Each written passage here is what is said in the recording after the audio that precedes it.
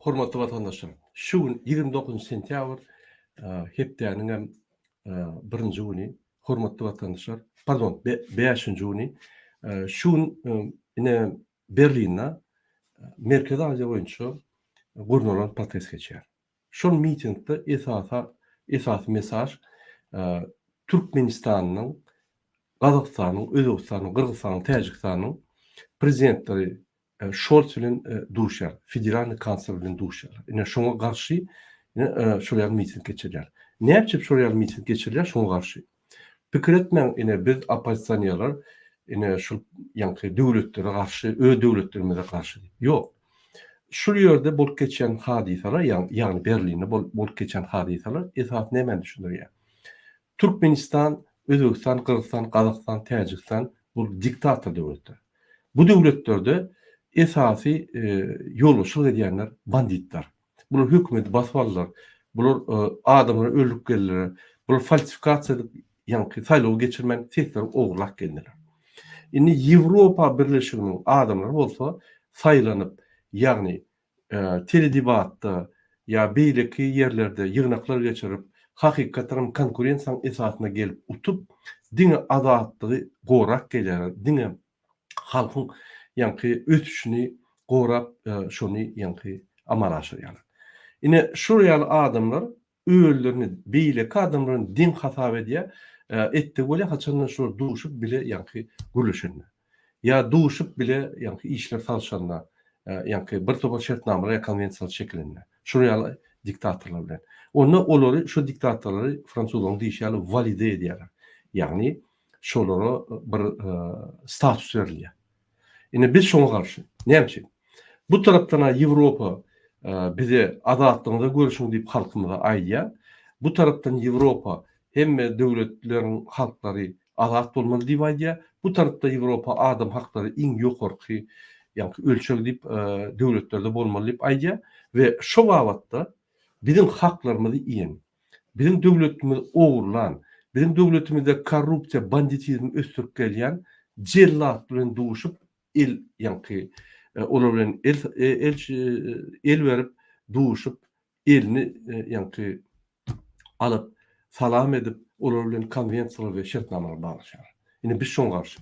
Biz şol öz sözümizi şol Ýewropa Birleşiginiň ýolbaşçylaryna göküzjek bolýar. Biz şoňa garşy. Ya siz demokratiýany we adam haklaryny gollan, ya da şular bilen duşman halk gollan. Ýanky kösenýän halky, genosit edilýän halky, türmede zalojnik ýaly bolan Türkmenistanyň, Täjikistanyň, Özbekistanyň, Kyrgyzstanyň, Kazakstanyň halklaryny gollan diýip biz şol mesaj getirjek. Häzir men gülüşdüm ýanky Berlin'däki miting geçen olanlar bilen häzir ýanky delegasiýa gelmeli, şoň üçin Siriýana bilen olar şu delegasiýany garşy aljak bolup öz ünslerini şoňa çekdiler, efire girilmediler, ýöne girer häzir bir näçe wagtdan girjek diýip aýtdylar. Hormatly vatandaşlar, soňky protestimiz biziň ine Türk ilçihanyň öňünde Washingtonda geçdi. Şo ýerde biz protest geçirjek bolsak, Türk ilçihanyň wekili gelip haýyş etdi. Gelin çaý içenin, gürleşenin, adamlar beýtmäliň bütün dünýäde Washingtonyň öňüne Türk'ün pasolsiýasynyň, ýani Türk'ün ilçihanasynyň garşysyna türkmen baýdagy turup adamlar gelip bize garşy ýani miting protest etmäň diýip haýyş etdi. Näme meseleňiz biz hökümet çözer diýip oýnardy. Biz ýene bir gün garaşýar. Egerde bir güne jogaplar bolmasa, bizim aýdan ýani meselelerimiz galdyrylan meselelerimize jogaplar bolmasa, onda biz o protestler dowam eder, Ýewropada dowam eder, gerek bolsa Washingtonda da bar. Ine şu ýaly ýagdaýlar, soň protestden soň, häzir indiki protest 29 sentyabr şu güni, ýagny 5 tan döwletiň wekilleri Germaniýanyň federal ýagny döwlet babatdaky kansler bilen duşuy, Scholz bilen duşuy. Ine men size bir makalany okudyň, orçaýdyn häzir ruhsat berseňiz, okap berin. Dün ine Tokayev, Kazymurat Tokayev Germaniýanyň federal kansleri bilen Scholz bilen duşup, şu ýaly ýanky press release berdiler-de, press konferensiýa berdiler. berdiler. Şöyle şeyle diyorlar. Германия стратегический партнер Казахстана в Европейском Союзе. Особенно с точки зрения торгово-экономической инвестиционной связи. Yani Germanya bizim Avrupa'da en stratejik yani yollaşımız. Biz şonun işleyat iktisadi ve siyasi ve investitsiya barada biz şartnamalarımız var. Biz şonun işleyat diye. Сегодня мы обсудили с своим канцлером широкий круг вопросов, особое внимание уделив дальнейшему развитию связи между Казахстаном и Германией. Поэтому мы придаем исключительное значение укреплению двустороннего сотрудничества. Biz iki aralık katnaşıkları, katı ünsveriyat ve şun bir gepleşikleri geçiriyat gelecek yani şartnamalar boyunca deyip aydı.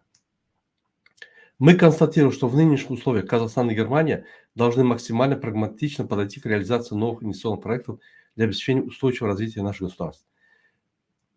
Diye şun kunne Germanya bilen Kazakistan teade proyektleri yerine getirmek için katı yani üns verip girmeli ya da. Для этого у нас имеется политическая воля и огромный экономический потенциал. Bunun için bizim siyasi yani isteğimiz var ve экономик потенциалımız var da bizim mümkünçülüğümüz var diye.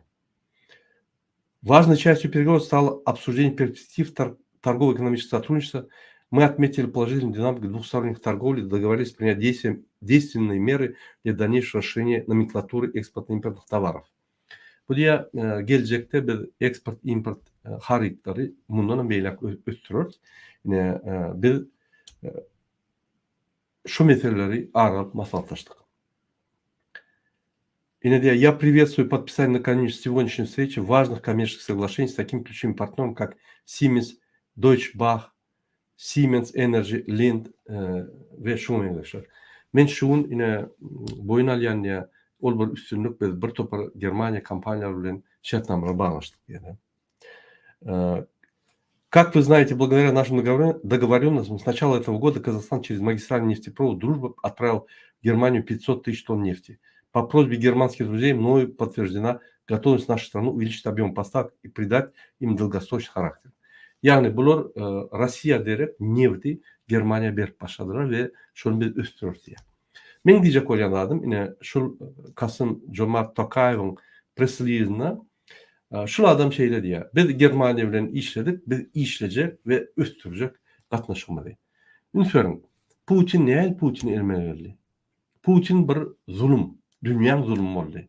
Bunu 20 yılla Avrupa yani katı kımmat bakadan gazını satın alıp şunu finansiyot edip çiğşirdi. O çiğşen son neye metçeğini bilmeyen Ukrayna, Gruzya, Moldova şu devletleri girip basıp alıp teritoriyalarını aldı.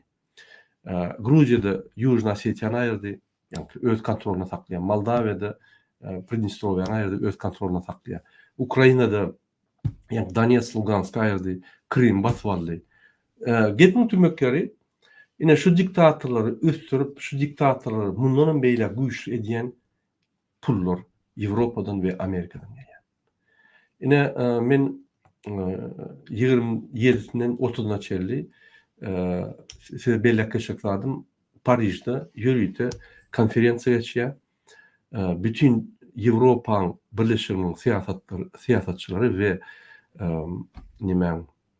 Rusya'nın siyasetçileri bile oturup şu yerdeydir neye çıkmalı Putin'in yıkılıp var ya indikörek Putin yani bir zulüm dönemedi yani neye etmeli ve şunkunne Rus halkı neyli siyasi krizden çıkmalı şu meseleler alıp ara maslahatlaştırılıyor. Yine şu meseleler boyunca da yine birinci Avrupa Birleşiği pul verip çiğşiriyor. Onun problemi emelgeliyor. Ondan şunu yankı çözme uğruna oluyor. Yine şu mesele bulmadı yani. Şu Avrupa devletleri, Merkez Asya devletlerinin yol başları yani diktatörlerin öz katnaşıklarını doğru şekilde bilip eder yani bir şöyle informasiya verip neye mülk geçiyor bizim devletlerimizde, bunlar neye haklarımızı yiyor, bunlar neye yurt basvalıyor, bunlar yurtta neye mi yasadılar, yurdun içinde adamın haklarını koruyabilen yok, yurdun içinde adamlar bahtı yaşap bilen yok, öz isteğlerini ýa-ni amala aşyk bilen ok. Ne şu zatlar bizi düşündirip şolary azajyk saklamasak bolmasa Ýewropa döwletleri gören ok şu zatlar. Umum görýär ýöne konkretne gören ok.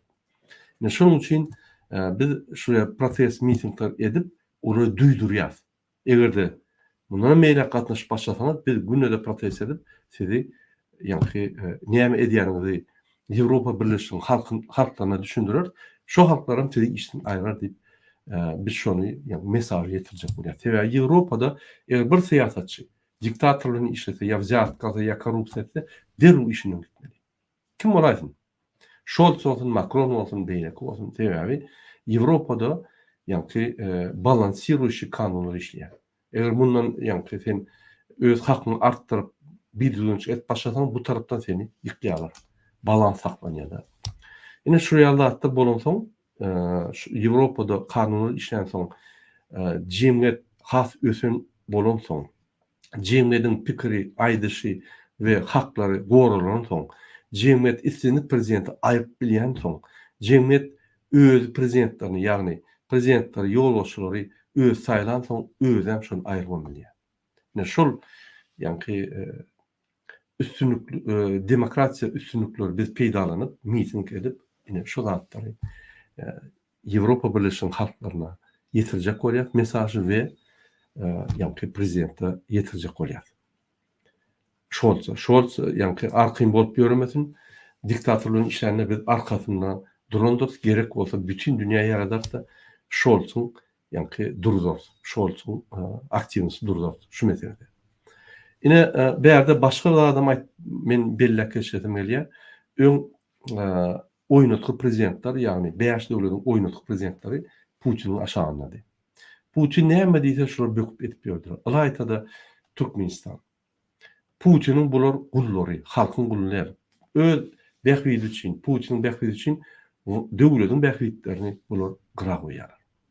Döwletiň bähwitlerini serden oklam. Eger döwletiň bähwitlerini serdiýän bolsa, onda nämeçik bular bizim halkymyz üçin kararlar çykaran. Nämeçik bular Putin näme diýip böküp edip ýörür. Bizim halkymyz kösenýe deport bolup dur, pasportlar çalşan ok, ýa-ni konvertasiýa ýok, ykdysadyt ýatdy, işçilik näme şu zatlar çözen oklar. Näme Rossiýa bilen şu zatlar çözen oklar. Näme Putin oýan oklar. Gelin zawod, fabrikler açyň. Gelin bizim haritlarymyzy alyň, biz siziň bilen gatnaşaly. Bolýa häzir uruş edip dur. Öň näme etmýärdir. Etmez. Diňe Putiniň ýa-ni Türkmenistan benze kolonka öwürüp Putiniň isteklerini ýerine ýetirip şo ýerde de pul gazanmak. Näme? Sebäbi bunyň garanty Putin. Bunyň garanty halk däl. Halk saýlamady bulary. Bular bilýär. Allap, ogurlap, öldük geldiler. Ýolbaşçylar. Diýmek, halk bular ynanyk. Halk bulardan el çekdi. Doly.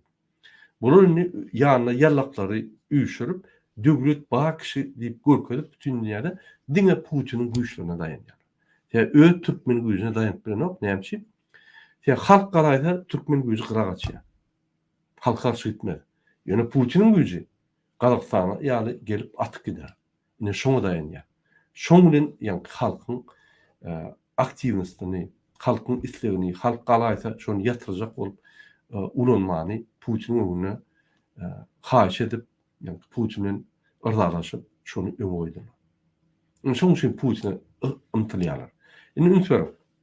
Putin gowşap başlady, Hytaý ýykyldylar.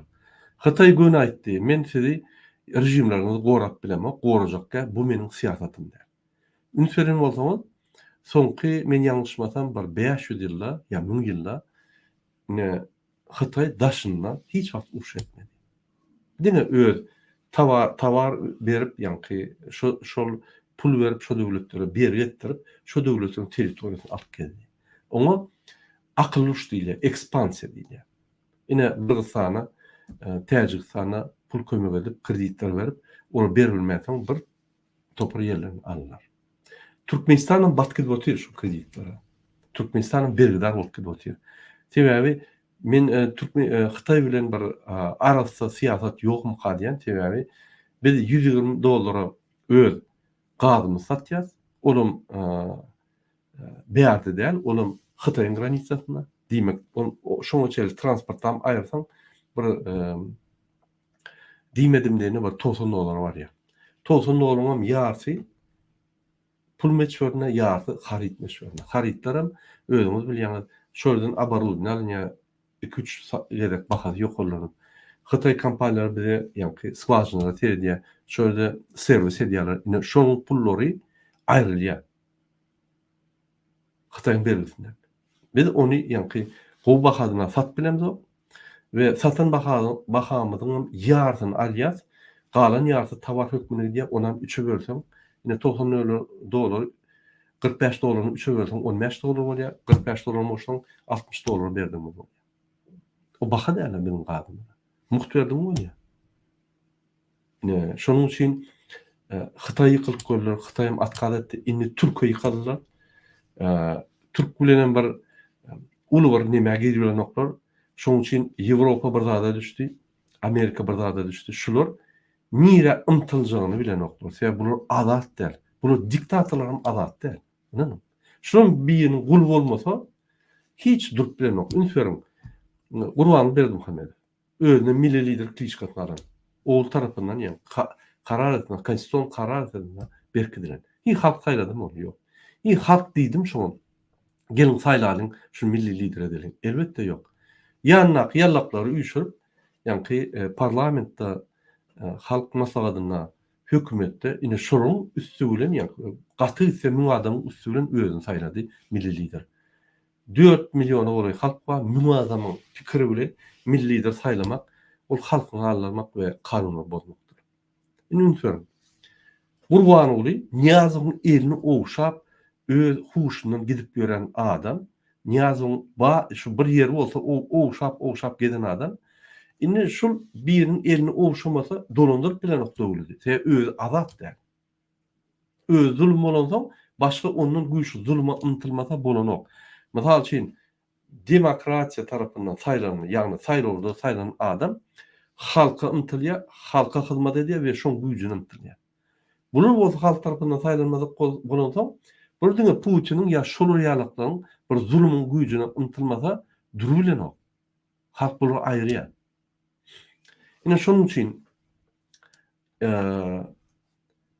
Gurban Berdimuhammedow Türkden gözledi, ýa-ni Türkiýe ýykylyp gördi, Hytaý ýykylyp gördi. Indi bu özüne hojaýyn tapmasa bolmaýar. Sebäbi Türkmenistan garaşly döwletdir. Türkmenistan öz prezidentine garaşly, Türkmenistanyň prezidenti, ýagny men iki kelleli prezident ýa-ni, olaryň birine garaşly. Öňe Russiýa garaşly, Russiýa dogulun elini çeken ok. Ýöne Russiýanyň güýjüniň ýokdugyny görüp özleri gaçýar ondan. Ya Hytaýa ýa-da Erdogana. Indi Ýewropa bulary ýa-ni Putin'e gidämen diýip jemläp düşündirýär we işeşelip açyk kontraktlar berip taklajak bolýar. Amerika da şeýdi. Üýşür bulardan gülüşdi. Näçe bilenem. Putin'e ymtylmaň, Putin gutordy. Gollasaň sansa ýersin. Gerek bolsa kiçik kontraktlar alyndy, ýa-ni meselelerini çözüldü. Ine şu ýaly ofisiarny getirip siýasaty şolary düşündirdi. Alyp barjak siýasaty. Indi iki ortada şular nire ymtyljagyny bilen oklar, Ýewropa ymtylsa, Ýewropa bulary ýa-ni Putin ýa saklamak. Diktatora bolup halk galsa hiç adam etmez, gorap bilmez. Diýme, şoň bar gidip biljek ýeri bir gapyjyk bar, olum Erdogan. Ine Erdogany bar ymtylyp şoňa ýykylmasalar hiç hili variant ýok. Egerde şonam etmeseler, onu öz halky şol aýrýar. Erteki güne halk galany bular gorap biljek adam ýok. Ine gyýtgaça men düşündirdim Türkmenistanyň ýagdaýyny we daşyna geopolitikany düşündirdim. Öňkü 1945-nji ýyldan soň gurulan arhitektura, dünýäniň arhitektura bezapasnosti, ýa-ni arhitektura howpsuzlygy döwürli. Onu Putin 2020-nji ýylyň 24-nji fevralyna döwdi. Ýagny bulaşdyrdy. Indi gün-günden şol arhitektura täze formatyny almaly. Türkmenistan kime degişli bolmaly? Kime garaşly bolmaly? Diktatorlar kime garaşly bolmaly? Ine şu meseleler galyp dur. Ýöne egerde biz Türkmenistanyň içindäki korrupsiýonçylary, ýagny Gurban bilen Serdar aýyrsak, banditlary tutsak edip jinaýata çekdik we halk tarapyndan saýlawlar açyk geçer. Kim bolsa şol üçin Saýlary geçirip prezidenti, parlamenti, aşağıkylary, ýa-ni vilayet parlamenti, etraf parlamentlary saýlap açyk döwlet etsek, onda biz hiç kime garaşyn däl, biz diňe öz halkyna garaşýarys. Ine men şol ýoly size hödürleýän her wagt Türkmenistan Demokratiýa Watan, Türkmenistan Halk Hereketi, ýagny DBT Halk Hereketi ine şu ýol hödürleýär. Kim başga ýol hödürleýän bolsa, mümkin olam dogrudur. Ýöne egerde şol hödürleýän ýoluna halkyň güýji, halkyň azatlygy bolmasa, o ýol biziň ýolumuz däl. Men şunu düşünjek bolýan. Ine bir topar opozisiýon toparlar bar. Demokratik topory ine şunu düşündirýär. Demokratik topory ine şunu çede, ýa-ni hödürleýär we şu ýoldan gideliň. Hemmemizden biziň baýlyklarymyz hemmemize ýetýär. Bir toporda ýa bir grupada ýa bir adamda bolmaly.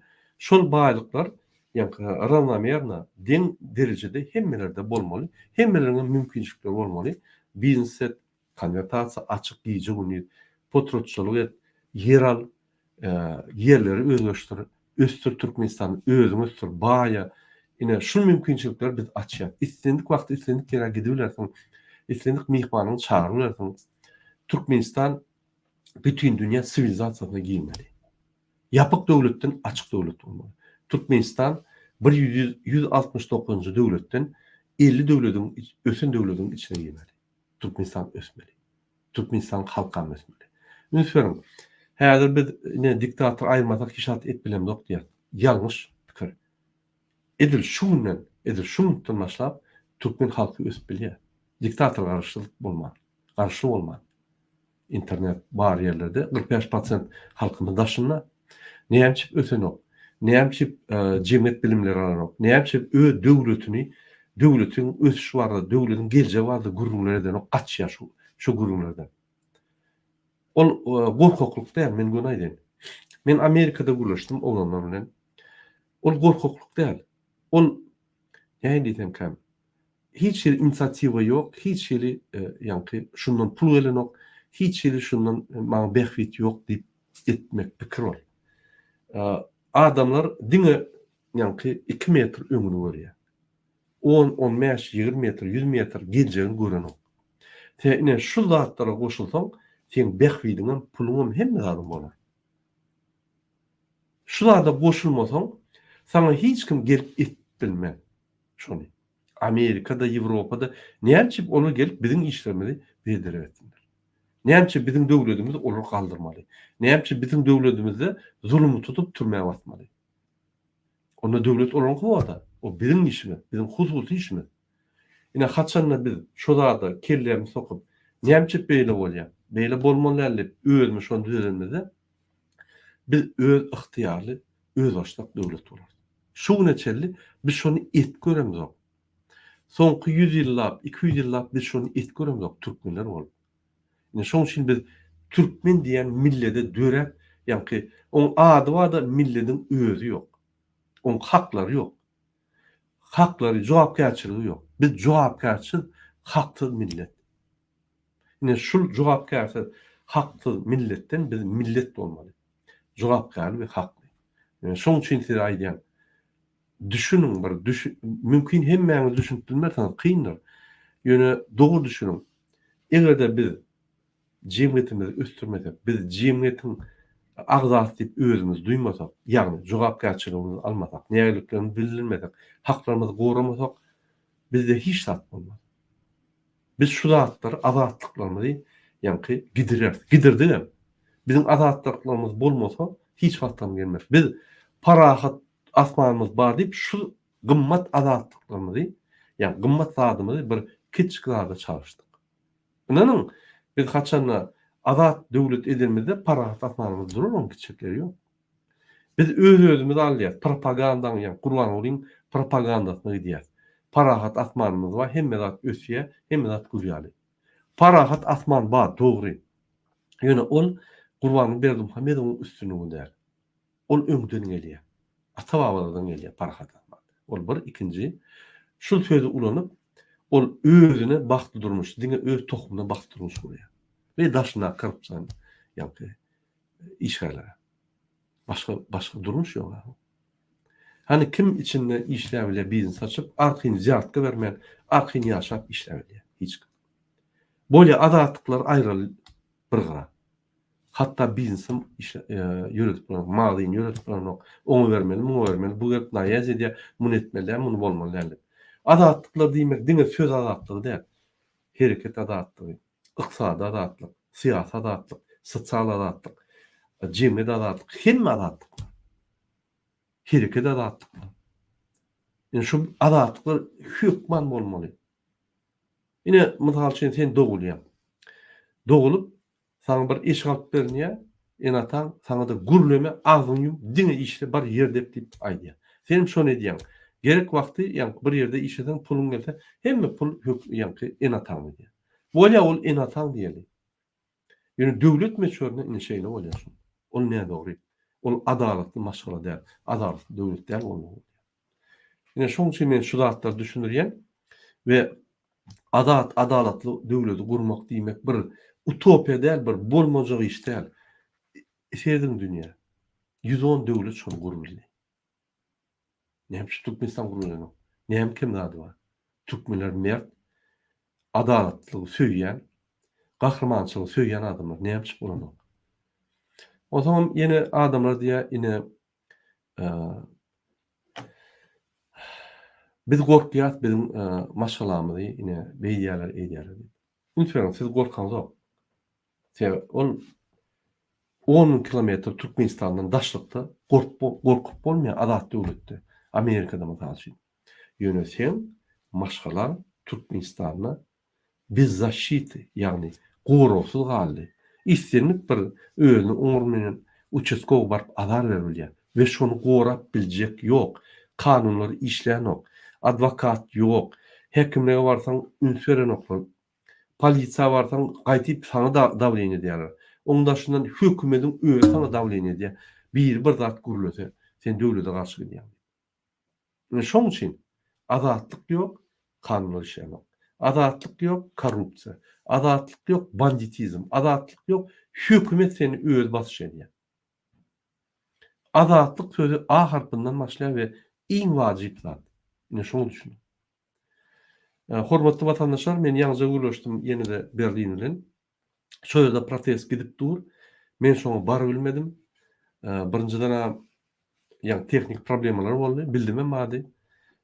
Meniň bagajym Fransada nime Amerikadan göni men şäherime iýerdiler. Onu ýak ýolda saklap bolmady. Men Paris'e düşüp kalıp beýlik bilmedi, onu gidip bilmedim. Dereli ýok. Biz Berlin'de inte köp protestler eder. Onu gurmaçykly taýýar etmeli. Nesip bolsa biz onu gurnar. Berlin, Paris ýaly uly şäherlerde biz protestler dowam eder. Biz durmaz. Oglanlar efirge bilen delegasiýa geldi şo ýerde. 5 döwletiň delegasiýasy geldi. Bularym edil, ýa-ni ýygnak geçiriljek ýa-ni binanyň garşysynda oglanlar dur. Täjikler, özbekler, gazaplar, gyrgyzlar, türkmenler maşgulda.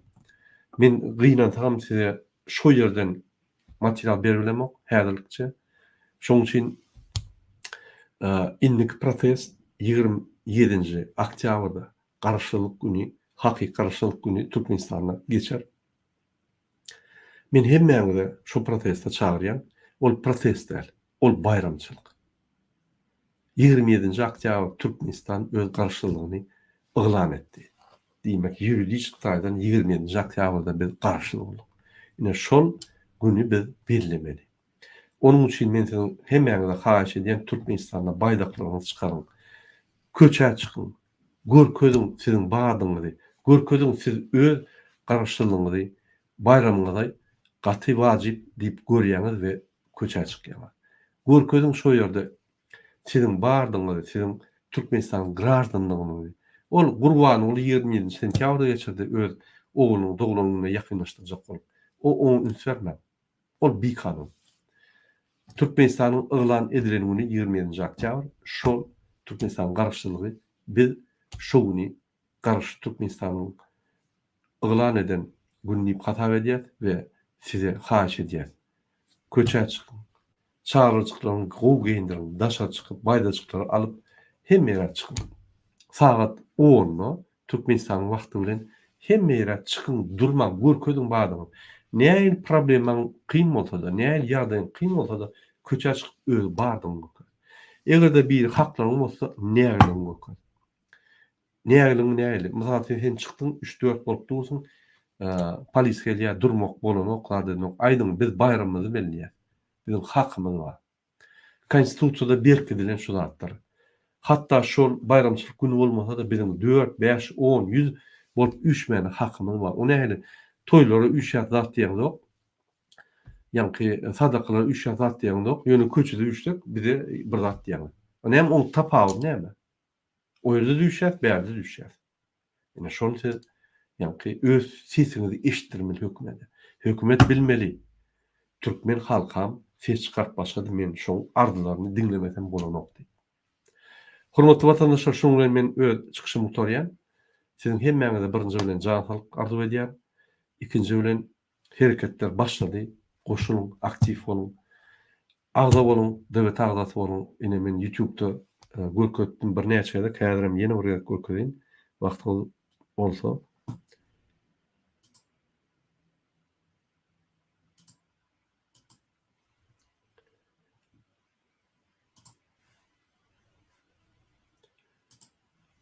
Bizim saytymyz bar. Şu saytda agda boljak bolsaňyz donationa girýäňiz, ýa-ni şu ýerde hemme mümkinçilikler bardyr agda bolmak üçin.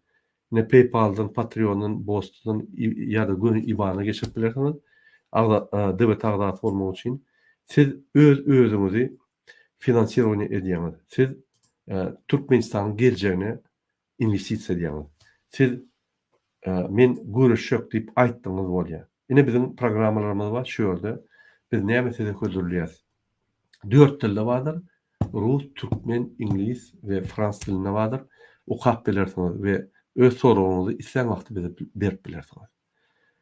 Ine hormatly watandaşlar, şu günükçe men size şu informasiýany berýän. Indiki gepleşikler çelli. Hoş sag bolun. Duşup duralyň. Biz gollaň. Biz halkymyza azatlyk alyp bermäni hemme güýjümizi goýarys we azatlyga çykar. Halk bol. Sag bolun.